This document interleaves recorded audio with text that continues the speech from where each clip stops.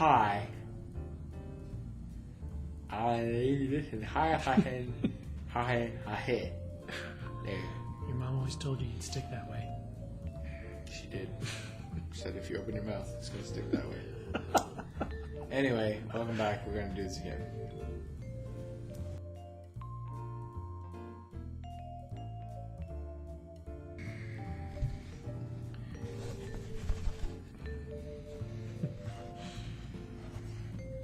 What will the hat show us today? This one's anonymous. Can an evil act ever be justified? I feel like this would be an interesting question to anyone except us.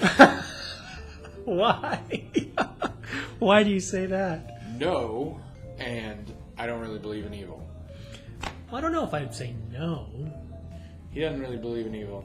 I don't really believe in evil. It depends on... I think you'd have to ask me, can this... That's a terrible thing to do on video. It really looks like I'm scratching where I shouldn't.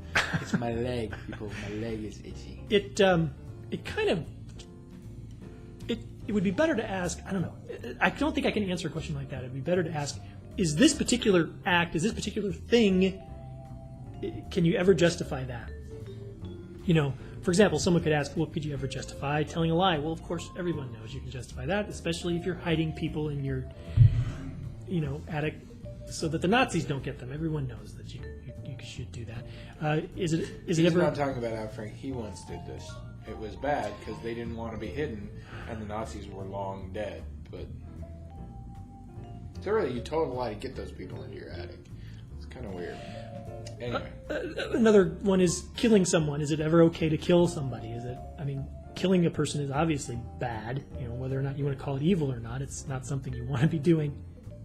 And so the question is it ever justified to do that? And people have different answers, obviously. Whose hand is this? Stop it. I can think of situations where someone I care about is being threatened, and I might...